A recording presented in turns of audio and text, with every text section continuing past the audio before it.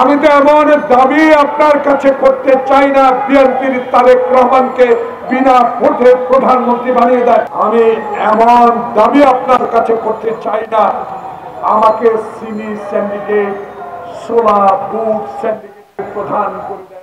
আমি এমন কথা আপনাকে পরিষ্কার করে বলে দিতে চাই, যারা গরিব দুঃখী মানুষের টাকা 28,000 কোটি টাকা বিদেশে লুট করে নিয়ে গেছে, সেই পরিবারের 6 জনকে গ্রেপ্তারের আওতায় আনতে পেরেছে।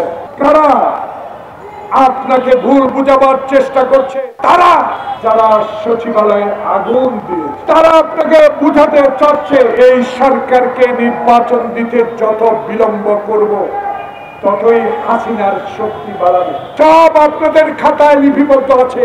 ইউটিউব টিপ দেন, আপনার স্মার্ট টেলিফোন টিপ দেন, কখন কোন সময় কোন দিন কটার সময় কথাগুলো বলেছি।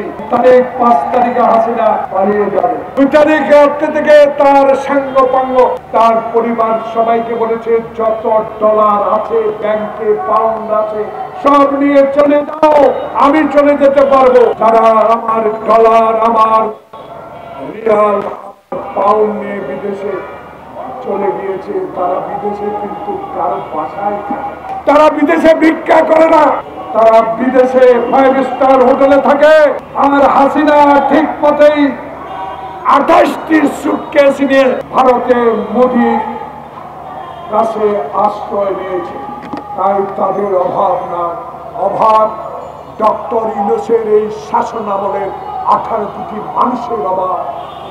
কোন বিনিয়োগ নাই, গার্মেন্ট সেক্টর অস্থিতিশীল করে তুলেছে। প্রিয় সাংবাদিক বন্ধুগণ, তাদের কাছে অস্ত্রের অভাব নাই, তাদেরকে ঢাকা শহরে লুকিয়ে রাখার মতো লোকের অভাব নাই। তাই জাহাঙ্গীর সাহেব ইচ্ছা থাকলেই উপায় হয়। তাই 1957 সালে আমাদের প্রিয় নেতা মাওলানা ভাসানী বলেছিলেন, পাকিস্তানকে আসসালামু আলাইকুম দিয়েছিলেন, সেটা রূপ নিয়েছে শহীদ জিহাদ ঘোষণার মধ্য দিয়ে। 25শে মার্চের কালো রাত্রি হতো না। প্রিয় সাংবাদিক বন্ধুরা, যাদের এখন আমার সামনে আছেন জন্ম হয় না, সেদিন যদি শেখ মুজিব ক্ষমতার লোভ না করতেন, সেদিন যদি ইয়াহিয়া ভুট্টোর সাথে বাংলাদেশের স্বাধীনতা নিয়ে তার বাহানার আলোচনা না করতেন, সেদিন কিন্তু ভুট্টো ইয়াহিয়ারা বিদায় নিতেন, বাংলাদেশ স্বাধীন হতো। যারা ক্ষমতা লোভী, তার পিতা ক্ষমতা লোভী, তার পিতা 1 মিনিটে গণতন্ত্র করে বাক্সার কায়েম করার মতো নেতা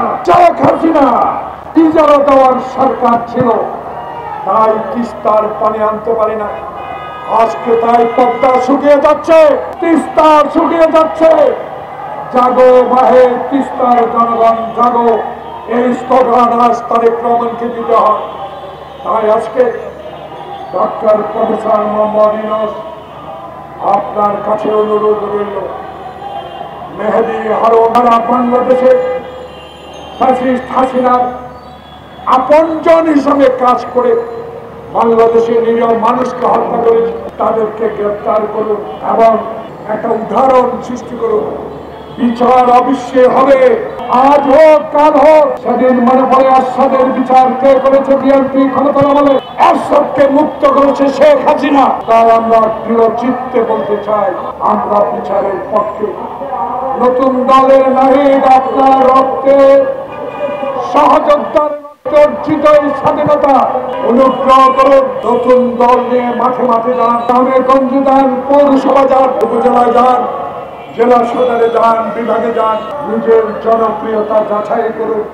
আসুন, ভাইয়ে ভাইয়ে আর রক্তক্ষরণ করতে চাই না। গণতন্ত্রের জন্য একই মাঠে থাকি, স্বাধীনতা রক্ষার জন্য একই মাঠে থাকি। মত ভিন্ন হতে পারে, লক্ষ্য এক 18 কোটি মানুষ, লক্ষ্য এক গণতন্ত্র, লক্ষ্য এক আমার ভোটে সংসদ হবে, সেই ভোটে সংখ্যাগরিষ্ঠতার সরকার গঠন করবে। এই লক্ষ্যে আসুন, আমাদের মধ্যে আর মতৈক্য না করি।